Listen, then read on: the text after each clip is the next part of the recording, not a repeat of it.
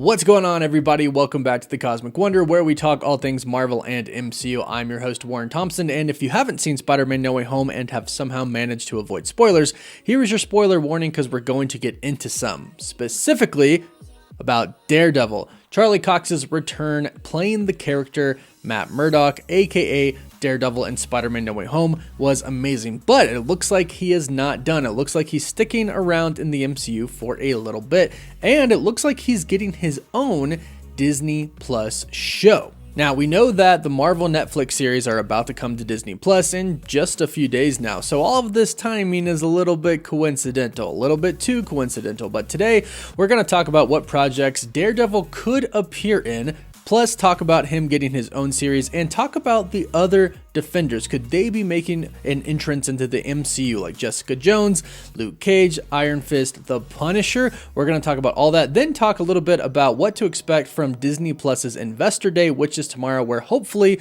we'll be getting some news about some upcoming movies and shows. And of course, if you're new, be sure to subscribe and hit that notification bell so you don't miss out on any of the latest videos. Now, I know a lot of people were hoping when they saw Daredevil in Spider-Man No Way Home, or I should say when they saw Matt Murdock in Spider-Man No Way Home, that it wasn't just going to be one quick cameo in the MCU and that's it. He's done, he's out, we'll never see him again. And for those people hoping that, we have good news. It looks like not only is Daredevil going to be sticking around in the MCU, but he could be playing a major part in the MCU and could even go on to be an Avenger. And I'll talk about all of the possible upcoming projects I think he's going to be in, but first, let's talk about the possibility of Daredevil getting his own show. According to MurphysMultiverse.com, a new production company was formed less than 2 weeks ago titled Blind Faith Productions LLC. Now, the speculation and educated guess is that this more than likely belongs to Marvel Studios. This is their company that they registered for a Daredevil project. Blind Faith Productions seems to be a clever play on, one, the fact that Matt Murdock is literally blind, and two, his Catholicism in the comics. Now, it is worth noting that although this is very, very likely a Daredevil project, especially if you consider the fact that Daredevil is now in the MCU, Disney has not confirmed a Daredevil project is in the works. In fact, when people reached out to Disney, apparently they denied this. But let's talk about why this actually makes perfect sense. Daredevil is a huge fan favorite character. You can find tons of audience reactions to Matt Murdock in Spider-Man No Way Home online where people are just freaking out. People love Daredevil, so it would make sense that they wouldn't bring him back for just a quick little cameo. Plus, think about everything that is coming up from Disney Plus, specifically two shows, She-Hulk and the Echo series that is coming. Now, Matt Murdock is a lawyer in New York. Jennifer Walters is a lawyer in New York. It would make a ton of sense for Daredevil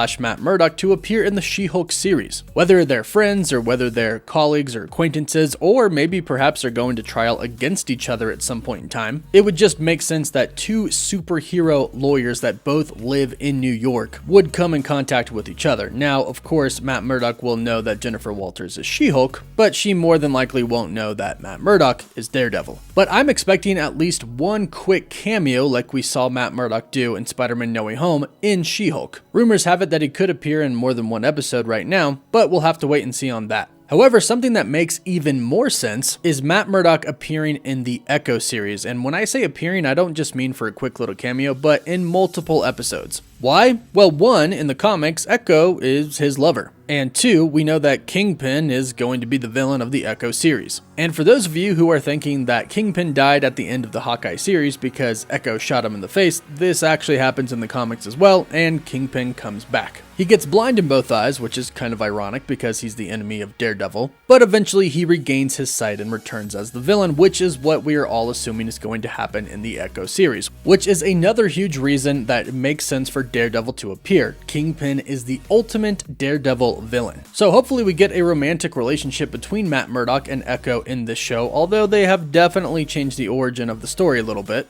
And hopefully we get a Daredevil versus Kingpin fight eventually. I don't think this will happen in the Echo series, but I'm thinking if there is indeed a Daredevil show in development, that's when it probably will happen. Plus, not to mention, a lot of people really want a Daredevil Spider-Man team up. We kind of got a little tease in Spider-Man No Way Home, but we want the real thing. Daredevil all suited up fighting with Spider-Man. And if we get a Daredevil series, there's always a chance that this could happen in the series as well. And if this does happen, that means that Daredevil is going to have multiple MCU appearances, which leads me to believe that Marvel actually has some pretty big plans for him and they want him to be a prominent character in the MCU. After all, we do need a new Avengers team, and this is kind of the phase where they build that team. And you have to wonder, since they brought back Charlie Cox's Matt Murdock / Daredevil and D'Onofrio's Kingpin, are they going to be bringing anybody else back from the Marvel Netflix series? The Marvel Netflix shows are coming to Disney Plus this month. Marvel and Disney have the rights to these characters now, and they've already kind of rebooted 2 of them. Do they have plans to do this for other characters, such as the Punisher? I mentioned the Punisher because it does seem like Marvel has started their kind of darker side of the MCU right now. Moon Knight, Multiverse of Madness,